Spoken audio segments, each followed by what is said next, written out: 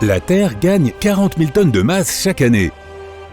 De plus en plus de gens qui naissent, de nouveaux bâtiments et structures qui sont construits, on pourrait penser que cela ajoute de la masse, mais non, puisque tout ça est créé à partir de matières qui existent déjà sur la Terre. Il s'agit en fait de poussière tombant de l'espace sur notre planète. Cette poussière est constituée de résidus provenant de notre système solaire, comme des corps spatiaux qui n'ont jamais réussi à se former en planète, ou des astéroïdes et des météores qui se sont désagrégés en chemin et qui dérivent depuis.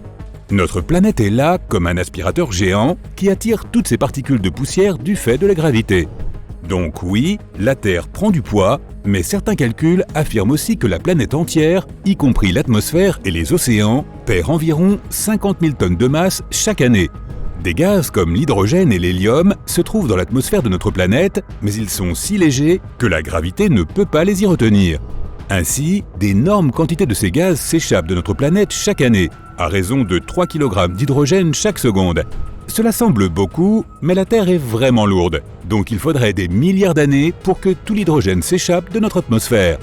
De plus, le noyau de la planète est comme une sorte de gros réacteur nucléaire. Il fonctionne en permanence, donc il perd progressivement de l'énergie, ce qui signifie qu'il perd aussi de la masse. Notre planète n'est pas une sphère de forme parfaite, mais plutôt une sphère aplatie. Lorsqu'elle tourne, la gravité est dirigée vers le centre de la Terre, tandis qu'une force centrifuge est dirigée vers l'extérieur. La Terre a un axe incliné, donc la force centrifuge ne s'oppose pas exactement à la gravité. De plus, la gravité pousse ses masses supplémentaires de terre et d'eau à l'équateur en formant un renflement. La Terre a aussi un tour de taille de 40 000 km. Tu pèses davantage au pôle qu'à l'équateur, mais pour perdre du poids, la meilleure option serait Pluton. Une personne de 68 kg y pèserait environ 5 kg. Évite Jupiter, la même personne y pèserait plus de 160 kg.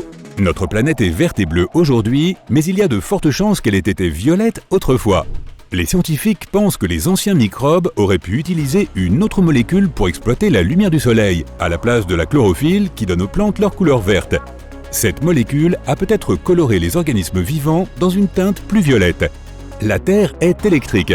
Un seul coup de foudre peut chauffer l'air à plus de 27 750 degrés Celsius, ce qui provoque une expansion rapide de l'air. Cet air en expansion produit une onde de choc que nous connaissons sous le nom de tonnerre. 6000 éclairs se produisent sur toute la planète chaque minute, et le plus long s'est produit dans le ciel du Brésil avec une longueur de 700 km. Des études plus récentes ont révélé que le noyau de la Terre est aussi chaud que la surface du Soleil, soit plus de 5200 degrés Celsius. L'endroit le plus sec du monde est le désert d'Atacama, à cheval entre le Pérou et le Chili. Le cœur de ce désert abrite des endroits où aucune goutte de pluie n'a jamais été enregistrée. L'endroit le plus froid du monde est naturellement l'Antarctique, où les températures hivernales peuvent descendre jusqu'à -73 degrés Celsius. C'est aussi le plus grand désert que nous ayons sur Terre. On imagine souvent les déserts comme des zones infinies, sablonneuses et incroyablement chaudes, mais il existe aussi des déserts côtiers, subtropicaux et polaires. Ils sont tous caractérisés par des terres arides et balayées par le vent, ce qui les rend très difficiles à peupler pour les animaux et les plantes. L'océan Pacifique est le plus grand bassin océanique de la Terre. Il couvre une énorme superficie de près de 207 millions de kilomètres carrés. Le Pacifique contient plus de la moitié de l'eau de notre planète et il est si grand que tous les continents pourraient y tenir. La Terre avait autrefois 2 lunes, ou du moins c'est ce que croient les scientifiques. La deuxième était presque 3 fois plus petite que celle que nous avons aujourd'hui et a peut-être tourné autour de notre planète avant de s'écraser sur la plus grosse. Cette collision pourrait expliquer pourquoi les deux côtés de la Lune qui a survécu ne sont pas identiques et pourquoi il y a encore des tremblements de Lune. De notre point de vue, elle semble plutôt inactive, mais le sol y tremble absolument, bien que dans une moindre mesure que sur Terre. Les tremblements de Lune se produisent à de grandes profondeurs, surtout à mi-chemin entre le centre lunaire et sa surface. Pour découvrir la plus longue chaîne de montagnes au monde, il faut regarder très bas, sous la surface de l'océan Atlantique. C'est une chaîne de volcans qui s'élève à environ 5500 mètres au-dessus du fond et s'étend sur plus de 65 000 km. Nous avons une planète magnifique, âgée de plus de 4,5 milliards d'années, ce qui signifie qu'elle est 10 000 fois plus vieille que les humains. Mais elle n'est plus tout à fait la même qu'à son origine. Le sol sur lequel nous marchons a été recyclé. La Terre a en effet son propre cycle. Le magma des profondeurs remonte et se durcit pour former la matière rocheuse. Les mouvements tectoniques apportent la roche à la surface où l'érosion se produit. C'est un processus durant lequel le vent, l'eau ou une autre force naturelle brise la roche et la modifie. Ces petits morceaux sont enfouis, amassés et compactés pour former des roches sédimentaires comme le grès. Si ces roches sont enterrées assez profondément, elles sont cuites et transformées en magma et tout le cycle se répète à nouveau. Nous nous sommes habitués à voir de la lave et des cendres sortir des volcans, mais certains d'entre eux produisent même leurs propres éclairs. En 2020, le volcan Taal, qui se trouve à environ 65 km de la capitale des Philippines, Manille, a commencé à projeter de la fumée et des cendres très haut dans les airs. À l'intérieur de sa colonne de cendres, de petits morceaux se sont entrechoqués et ont ensuite produit des éclairs que les gens ont pu voir se répandre dans le ciel. Les lacs peuvent aussi devenir fous et exploser. Nyos, Monoun et Kivu sont 3 lacs qui se trouvent au-dessus de volcans. Comme il y a du magma sous leur surface, du dioxyde de carbone est libéré dans les lacs, ce qui crée une profonde couche de gaz au-dessus du lit du lac.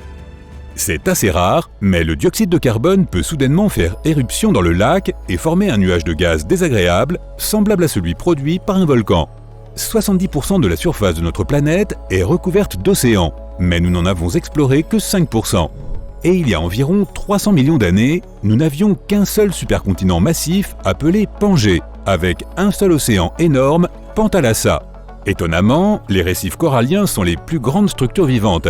Ils sont composés de petits polypes coralliens, mais ensemble, ils forment une véritable communauté d'organismes et une partie très importante de l'écosystème de la Terre. Certaines structures coralliennes peuvent même être vues depuis l'espace. La surface de la Terre n'est pas formée de façon tout à fait homogène, ce qui signifie que sa masse est aussi inégalement répartie. Ainsi, le niveau de gravité n'est pas le même à tous les endroits de la Terre. Il y a une mystérieuse anomalie dans la baie d'Hudson, au Canada. La gravité y est plus faible que dans les autres régions environnantes, et les scientifiques pensent que c'est à cause de la fonte des glaciers. Pendant la dernière période glaciaire, cette région était couverte de glace, qui a désormais fondu depuis longtemps. Mais la planète ne s'est pas complètement remise de son fardeau glacé. Sur une zone donnée, la gravité est proportionnelle à sa masse. Or, le glacier a laissé une empreinte qui a repoussé une partie de la masse de la planète, ce qui est l'une des raisons pour lesquelles la gravité est plus faible dans cette zone. Certains microbes deviennent plus méchants dans l'espace, en l'absence de gravité. Des études ont montré que certaines bactéries, comme la salmonelle, peuvent faire de plus gros dégâts dans l'espace car il y a quelque chose dans le manque de gravité qui les rend plus résistantes et modifie leur activité. Les vrais films d'horreur dans l'espace devraient donc être basés non pas sur des extraterrestres, mais sur nos bestioles terrestres qui deviennent plus dangereuses sans gravité.